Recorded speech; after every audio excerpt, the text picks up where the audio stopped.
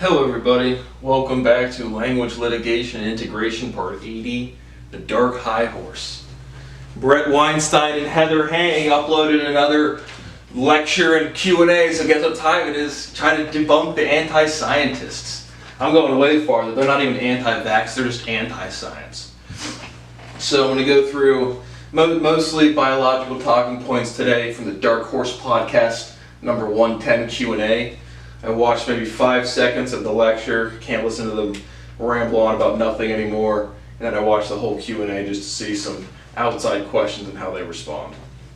So we'll go through that, touch on sex versus gender versus identity, gaslighting, lymphocytes, and antibody count specific to the vaccines, and immunity, but they are demonstrably not competent. They're evolutionary biologists? No, wholly no. So, just get right into it, and then maybe some other talking points. Probably no stories today, we'll see how long it goes. But, right off the bat, again, the Heather is in another room because she's got the Omicron, and she's just absolutely, what a stupid thing to do to isolate. Do I think isolation's really that useful in a personal household? No, but still gotta make fun of them a little bit. But again, why would we? Basically, Heather Hang's point is, again, an edgy 14-year-old girl who never grew up that got, again, it's the same conversation. Edgy 14-year-old girl who never grew up has a little bit of attention, has a little bit of authority in the terms of a lecturer. She can give you a lecture, and it's just wrong.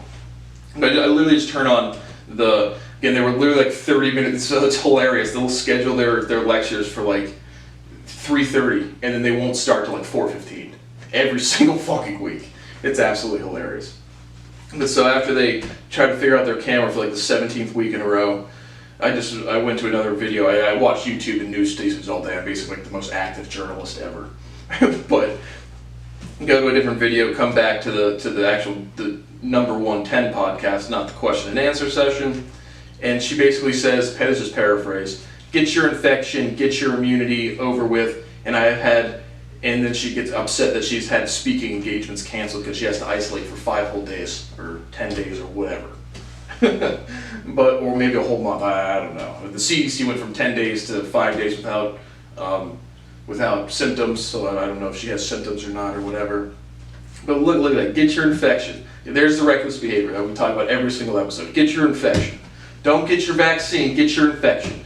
They go on to make the point that we'll get there, but she literally says the vaccines are more likely to get you severe disease or worse disease. So we're just going to debunk all of this anti-science that they spread every single week. And it's really weird because guys, remember, Heather Hang and Brett Weinstein, you are not me. Watching Heather Hang say, oh, I'm so fucking done with this, her use of fuck is so off. It's just so goofy, man. But she's like, again, edgy 14-year-old, I've had speaking engagements canceled. What a travesty. What an absolute cataclysm. It's just the end of the world. You can't lecture for a little bit.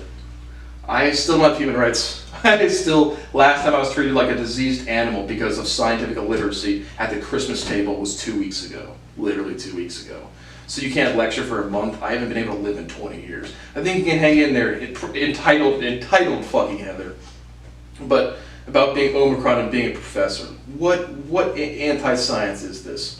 And then she kicks off the question and answer. Like I said, I watched the question and answer the whole time. I don't watch these things to get mad at people, but again, when I have a visceral response to logical inconsistency, literally.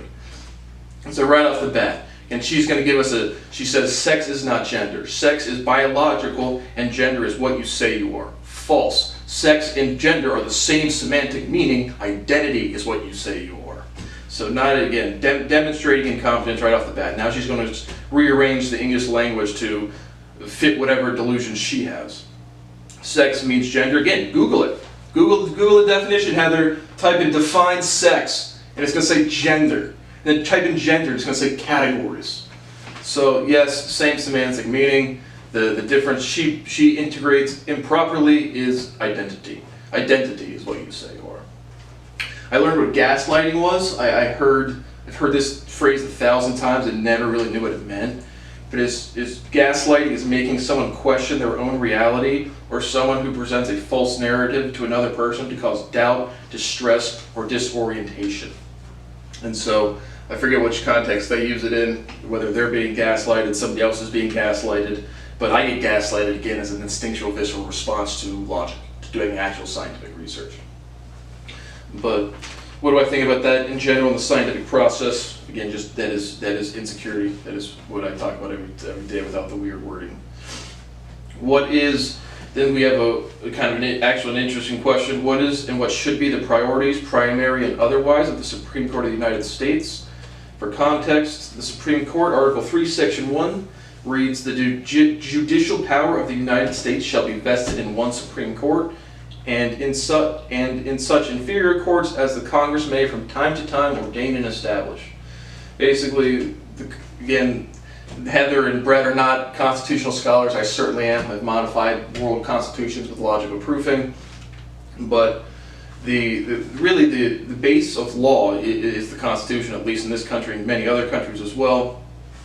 But the role of the Supreme Court is just the direct response to that is the final appellate court in the United States judicial system.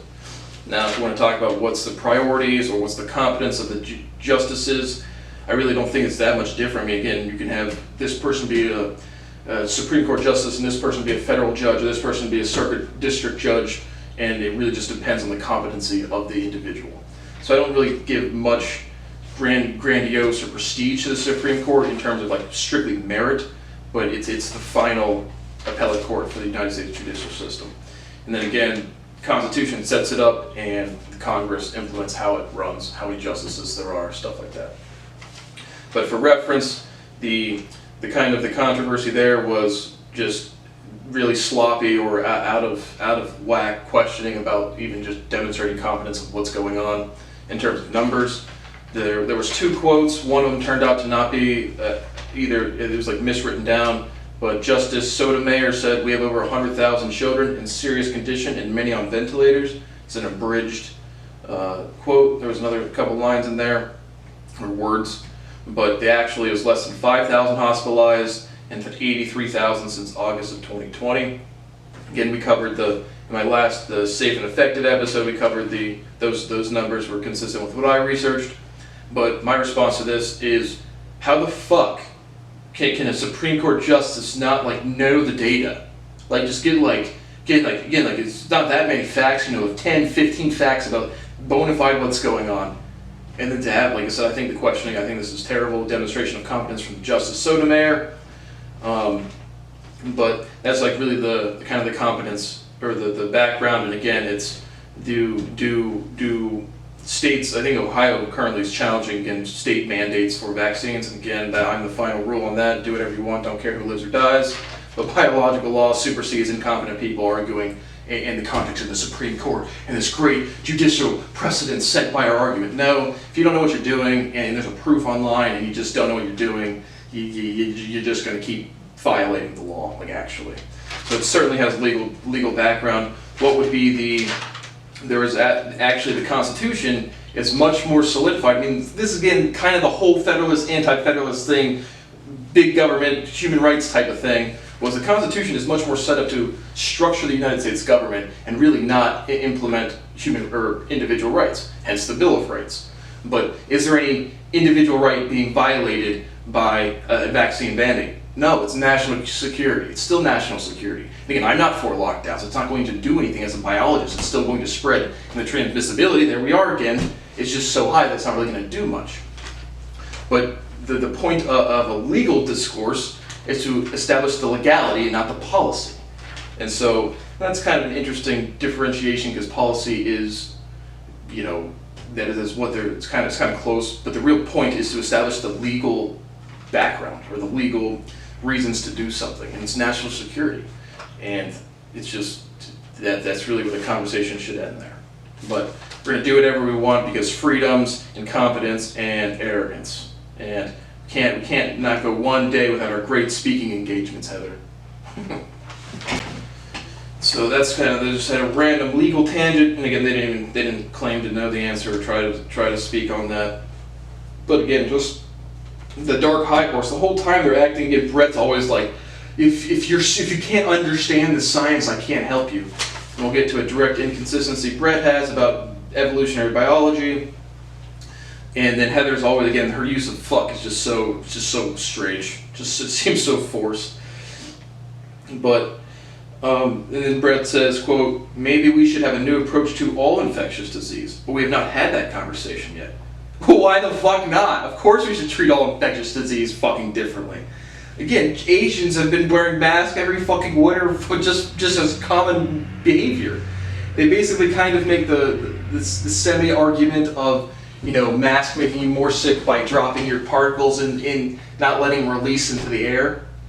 So again, you're containing it. Don't you just see how you argued for containment? If you're already infected and you're speaking into a mask, and Brett even says it himself, he's like, it does better for the person sick not transmitting it as opposed to the healthy person not getting it. Yeah, correct. You guys are proving your own, right? Remember, here's data, here's analysis, directly wrong conclusion. That is literally what you're doing. But should we, again, masks for anyone on an individual basis. I feel sick today, I should show some basic citizenship, be decency for my fellow man. I'm gonna throw on a mask and not spew out fucking particles everywhere. But no, we haven't had this conversation yet. What again does the CDC, FDA, virologist, epidemiologist do all day? What do you guys do? Nothing. Just argue the same dumb bullshit and say freedoms, selfishness, us. But of course we should get masks. So again, all self-driven, but social distancing. I'm not really for vaccine passports as like a. They talked about that a little bit, but as a great like mitigator. I mean, again, it's going to go through the population. That's it. Again, the lockdowns are to stop the spread. All of these other measures are to limit the severity, and we'll get to again natural immunity versus vaccine immunity and my thoughts there. Study-based. Again, they don't go through any studies themselves, but. Masks, and what was the other thing I was thinking about? Just staying home, just like staying away from other people, maybe not social distancing from your house, but like don't going into the office when you know you have a sickness to tough it out. Again, work hard mentality, no, just do shit that makes sense. But I just have, yes, we definitely should. Because he says we pass around flu to grandma. It's like, yeah, we shouldn't pass diseases to anybody, guys. We shouldn't do those things. We should try our best not to. The fact that and then Heather again blaring out more just absolute nonsense bullshit. The fact that the vaccines don't do what they are supposed to do should get noticed by someone, and she's just again laughing like, oh, how could anyone be so delusional and stupid? And again, I watched the Lydia McGrew conversation, and these are just scared people because they talk about like in all of these unreported vaccine injuries, but it's really just people again validating other people's insecurities for real. And again, I've experienced that 100,000 different independent experiences in my life. I've been scapegoated to the infinity species degree because of it. So this isn't just COVID, this is everything with older people and just people who are immature. But do they work? Again, with all of the data in the last episode, 10 times more hospitalizations for adolescents. This amount of people died that didn't have the vaccine versus this amount of people who didn't die with the vaccine. And the data's right there. They don't even look at the data. No data ever presented. No hypothesis presented. And again, this is Heather Hang that says, you know, you wouldn't recognize a hypothesis if it hit it in your face. You couldn't recite a correct proof if it's sitting on your desk and you watch it every day. And then in the question it answered, someone asked a question saying, because they make the statement that you're more likely to get Omicron with the vaccine, and then Brett Weinstein, quote for quote, says, I don't have any evidence, and the evidence that I do have is hard to parse. Data, analysis, completely wrong conclusion. Can't even be confident on the analysis, don't even understand the data. And doesn't even have any data, no evidence. His word's not mine. So natural immunity in vaccines and the mRNA vaccines both cause antibody response, spike protein response, and we'll get to why T cells are probably better than just an antibody count for durability of immunity. So we just have it, and then the question. There was again. This is a question and answer, and these are their responses. But I think it was Brett that says we don't have a way to measure durability of natural immunity. And just in honest scientific discourse, I immediately wrote down how about antibody presence in the bloodstream. And then immediately he says antibody is a terrible measure, which I kind of agree with after researching the study, which again they don't even reference. So we'll go through that here in a second. But T cells versus antibody count available for T cells. That was my conjecture after that, again, without even looking at the study. It's just, again, they talk about the T cells. Brett says T cells or antibodies being used in T cell land. T cells are more, not as readily available to test for as antibody counts. So I just think, why is it, maybe it's getting integrated into the T cell. And then I'm going to go through my more, this is right after I did these things, like right as I'm listening to the conversation. And so we'll review the study. The study I'm assuming they're referring to, and it looked convincing to me, was what are the roles of antibodies versus durable high-quality T-cell response and protective immunity against SARS-CoV-2. And so, I want to pause here actually and read the entire abstract of the paper. And so, I even have it highlighted here, my own notes, but before I read this is called, this study is what are the roles of antibodies versus durable, high-quality T-cell response and protective immunity against SARS-CoV-2. But remember when I said I can sense logical inconsistency? Right here where Brett, again, I agree, antibody, I don't entirely agree, but I get where he's coming from with antibody is a terrible measure. But then my direct notes right under it gives no real explanation and rambles on about memory in quotations.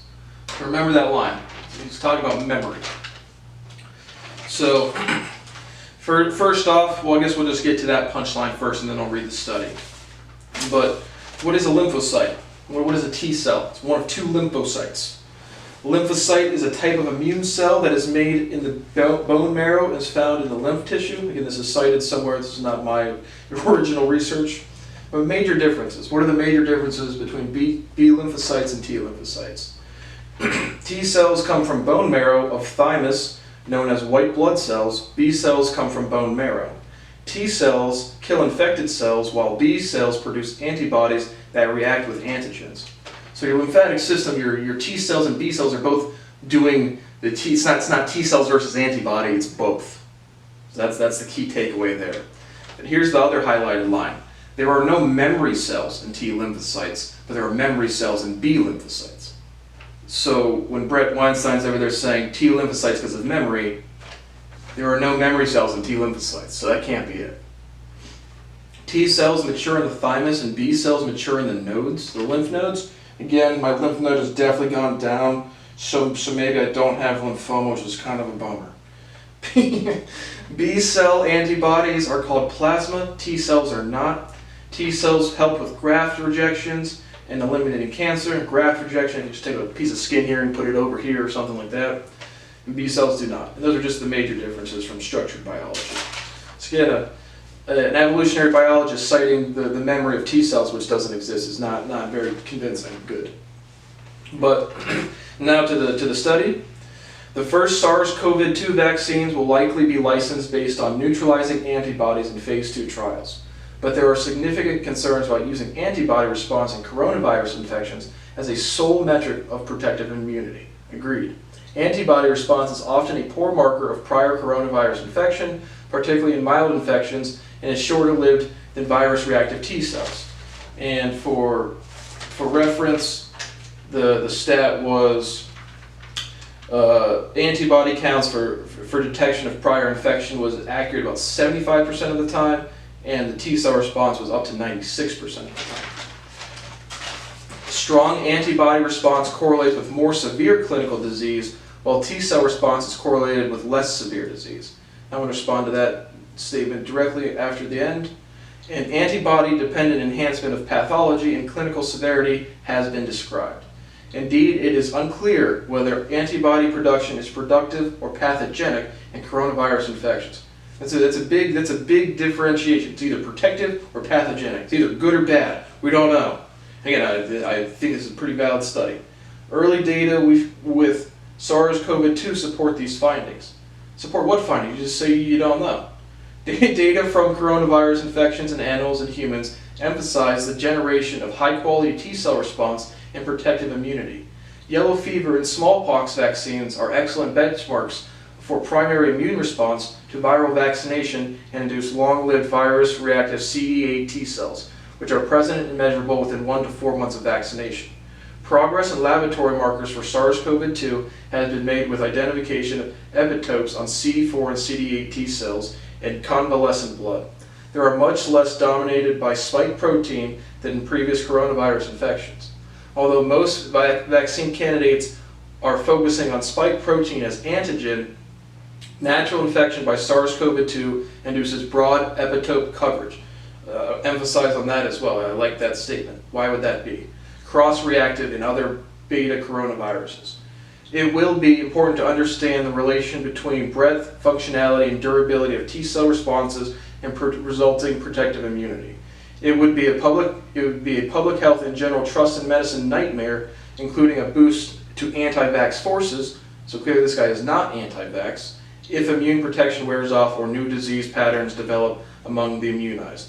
Data correlating clinical outcomes with laboratory markers of cell-mediated immunity, not only with antibody response after SARS-CoV-2 natural infection, and vaccines may prove critically valuable if protective immunity fades or if new patterns of disease emerge. So what do I make of that? And again, like I read through the study, it looks pretty solid to me. So again, the first statement that really stuck out to me was the strong antibody response correlates with more severe clinical disease, while T cell response is correlated with less severe disease. All right, a pathogen is a pathogen. Introduction of a non-indigenous molecule to the body is going to cause some sort of response. So what have we talked about in like the past 50 lectures, or biological ones? Cellular responsivity. How your body reacts is more indicative to me than saying this amount of thing in your bloodstream versus antibodies versus T cells. Additionally, if you have a strong T cell, and again, I could be wrong on if you have, to me what this says is like you have an antigen response, right? The mRNA causes the antigen response, then the antigens get integrated into the T cells, right? Which are just harder to measure. So again, that's a measure of your underlying cellular health, but if you have a lot of antigens in your bloodstream, maybe they're not getting integrated into the T cells. So maybe again, it's a measure of bad cellular responsivity. But then again, that could be, I'm just not exactly sure what they mean by the statement, meaning, if the disease gets integrated right now, 10 seconds later, do you get more antibodies or do you get more T cells? As opposed to, do you get antibodies, then your T cells last longer. But remember, again, an antigen is going to get disintegrated in the bloodstream, whereas a lymph node that's part of your body, it's a cell, it's going to last for, I don't know exactly lymphocytes, but probably 10 years, 7 to 10 years, like any other cell. Remember, antigen and cells are both just fat, protein, and sugar, or fat, protein, and sugar. That's really all it is, and then it's configuration and acceptance. So this really strikes me as the response of the body's cellular health. The other thing that really struck out was the natural infection, right? Natural infection versus vaccine. Natural infection versus vaccine. B cells produce antigens. T cells also work. So it's not either or, it's both. And so just again from the nonsense standpoint of Heather saying, get your infection, get your